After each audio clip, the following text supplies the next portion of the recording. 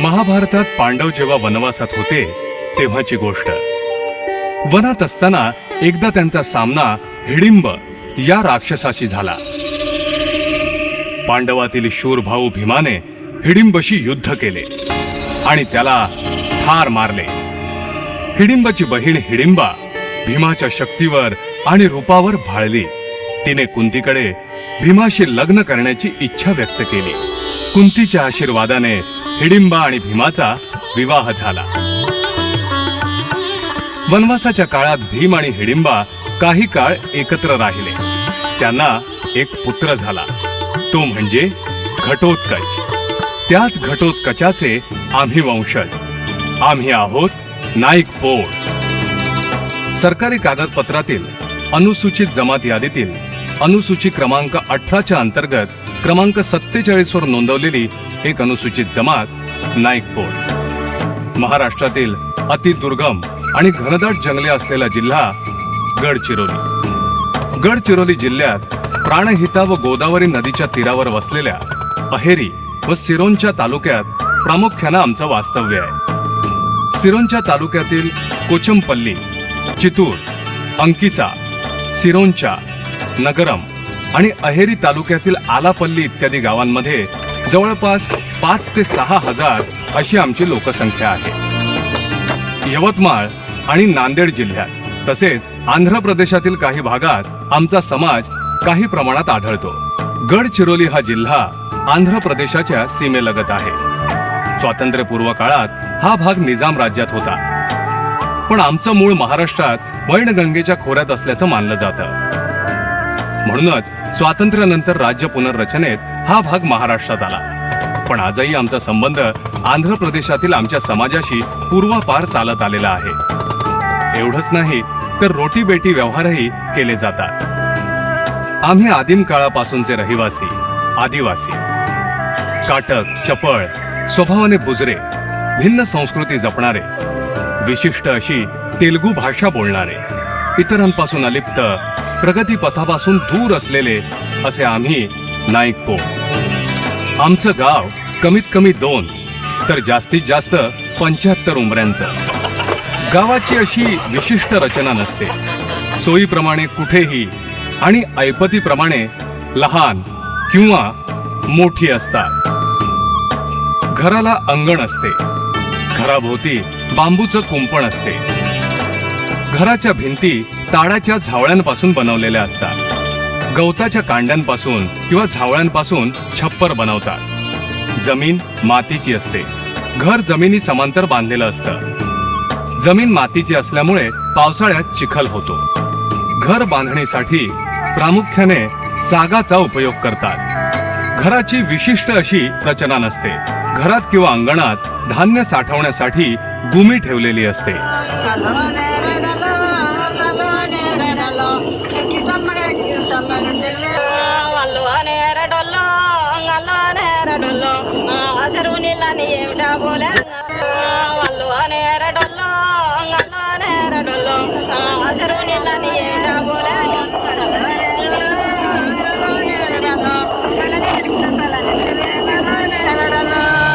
घरात पुरुष कुटुंब प्रमुख असतो।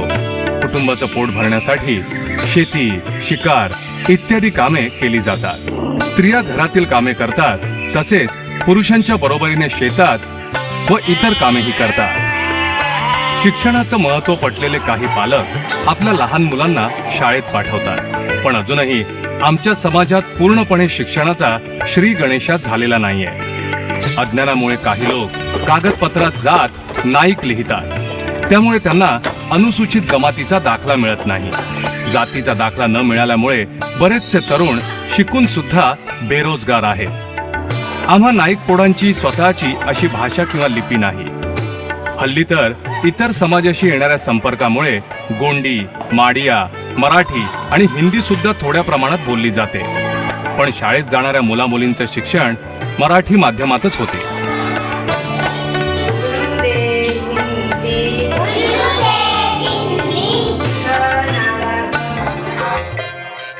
आम्हा नाईकपोळ समाजाचा पारंपरिक पोशाख म्हणजे पुरुष गुडघ्यापर्यंत धोतर, अंगात सदरा व डोक्याला फेटा बांधतात। पण काळानुसार वेशभूषेत बदल झालेले आहेत. तरुण स्त्रिया आधुनिक पद्धतीने साडी नेसतात, मुली चुडीदार पंजाबी ड्रेस परिधान करतात, तर तरुण पुरुष शर्ट पॅन्ट असा पेहराव परिधान करतात. दागदागिन्यांची आवड स्त्रियात जास्त दिसून येते. ते चांदीचे दागिने वापरतात, कानात पोगुले म्हणजेच कर्णफुलं, नाकात मुक्कोबू म्हणजेच नथ, गळ्यात मंगळसूत्रम, हातात गाजलू म्हणजे बांगड्या आणि कडे म्हणजे चिल्लू कड्यालू, पायात कालू कड्यालू आणि दंडात दंड कड्यालू ही आभूषणे वापरली जातात. आभूषणाप्रमाणेच आमच्या जेवणातही विविधता आढळून येते. जात्यावर दळलेल्या ज्वारी किंवा मक्याच्या भाकऱ्या, ज्वारीचा आंबील, भात, डाळ हे पदार्थ रोजच्या जेवणात असतात. सणासुदीच्या दिवशी मांसाहारही केला जातो. मोह म्हणजे इप्प आणि मोहाचे फूल म्हणजे इप्पपुला. वाळलेल्या मोहाच्या फुलापासून निरनिराळे पदार्थ बनविले जातात. मोहाची फुलं टाकून डाळ बनवली जाते. मोहाचे फूल व ज्वारी कांडून त्याचं पूर्णम तयार करतात. ते भिजवतात व ज्वारी किंवा गव्हाच्या पिठात भरून पुरणपोळीसारखा पदार्थ तयार करतात.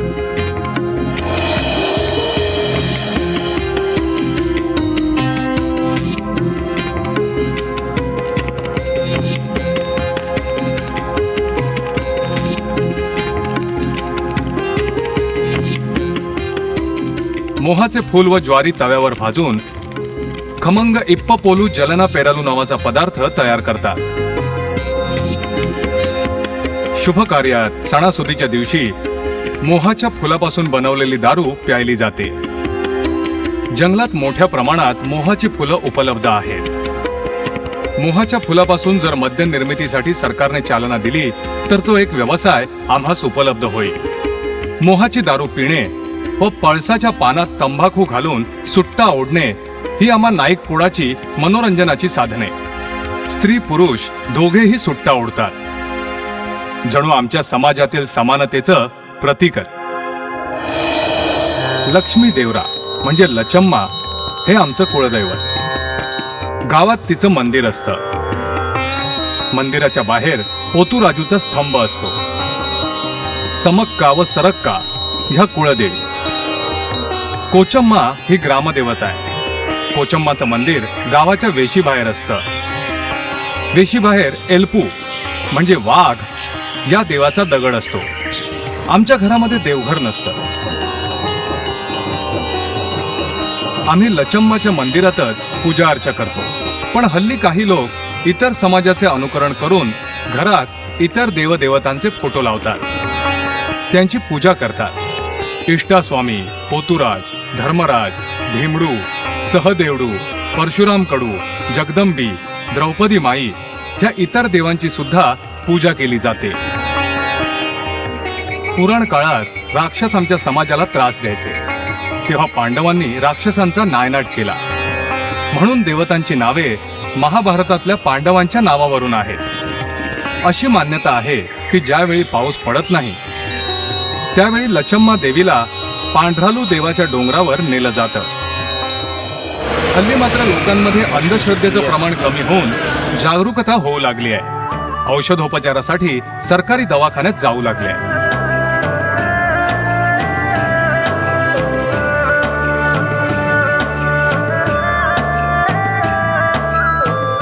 संक्रांत व महाशिवरात्रीच्या मधल्या काळात लक्ष्मी देवरा बोनालू हा उत्सव आम्ही साजरा करतो.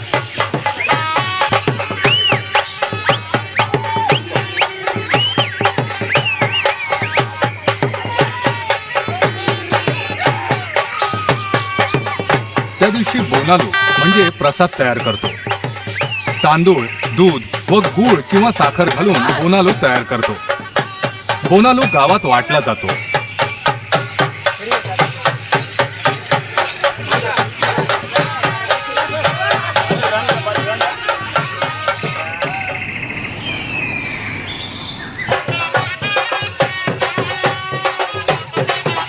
रात्री बकऱ्याला दारू पाजून कापलं जातं. लचम्माच्या मंदिरासमोर नाच केला जातो. लचम्माच्या मंदिरात सर्व प्रकारच्या देवांचे मुखवटे आहेत. सिरोंचा तालुक्यात तमंदाला, लक्ष्मी देवपेठा व दुसाबोटा ह्या गावात लक्ष्मी देवराची मंदिरं आहेत. लचम्माच्या मंदिरात असलेले हे मुखवटे पूर्वापार काळापासूनचे फार जुने मुखवटे आहेत. उत्सवाच्या रात्री सर्वप्रथम लक्ष्मी देवराचा मुखवटा मंदिराबाहेर आणला जातो.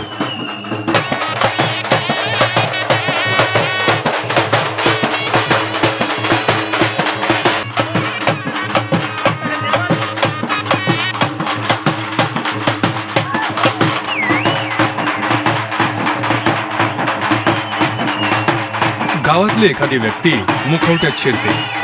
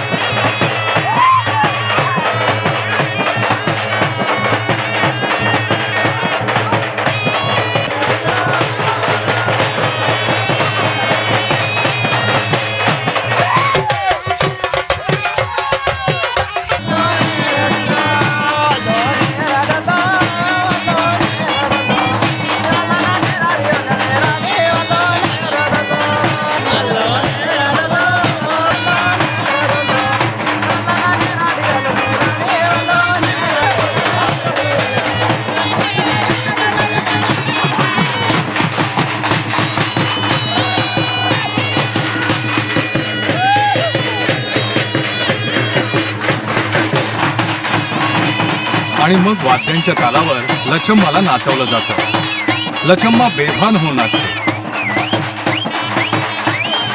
लचम्माचे मुख घोड्याचे आहे, त्यामुळे आमच्या समाजात कुणीही घोड्यावर बसत नाही. लचम्माच्या नाचानंतर पोतूराजू येतो.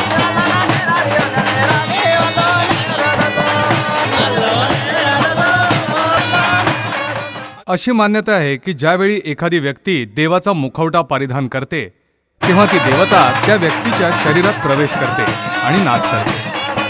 हा कार्यक्रम रात्रभर चालतो.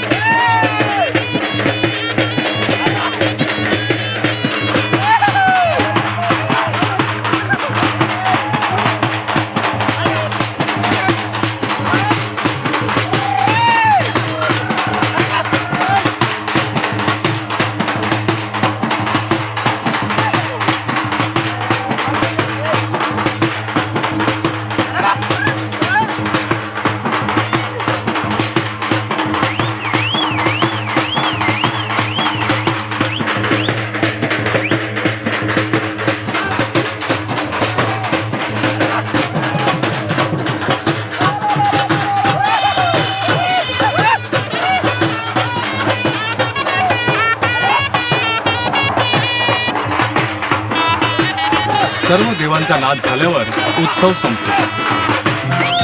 एप्रिल आणि मे मध्ये गवताच्या काड्यांपासून पान झाडू बनवण्याच्या कामाला सुरुवात करतात.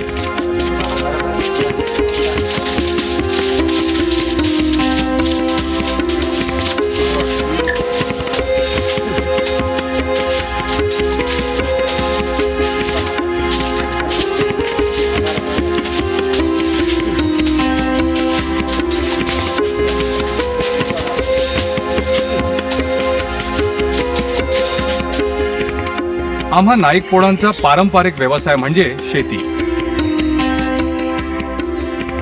आम्ही धान्य पिकवतो आणि सरकार ते आमच्याकडून विकतही घेतं. पण त्या धान्याचा साठा करायला गोदामच नाहीये आणि गोदाम नसल्यामुळे संपूर्ण गावाचं धान्य पाऊस पाण्यामुळे सडून जातं.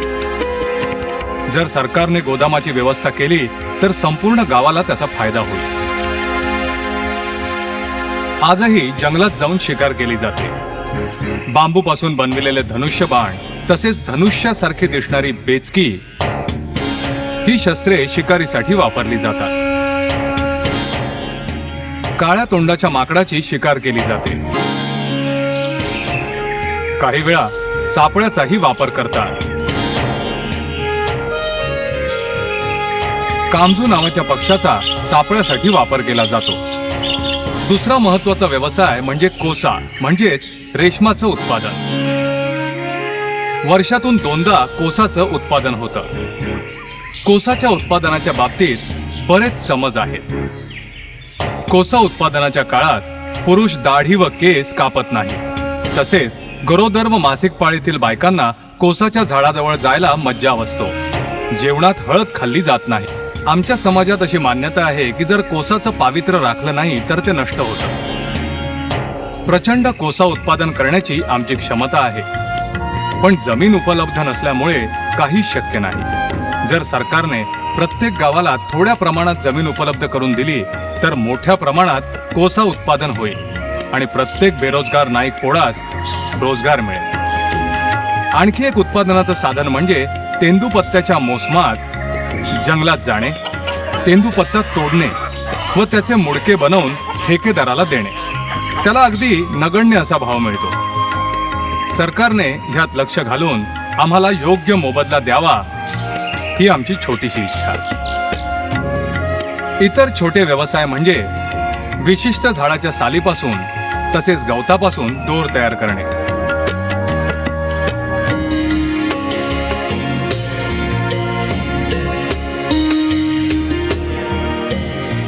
पत्रावळी तयार करणे, मासे पकडणे,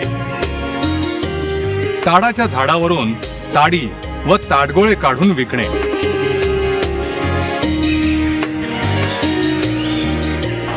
आठवड्याच्या बाजाराला पत्रावळी, दोर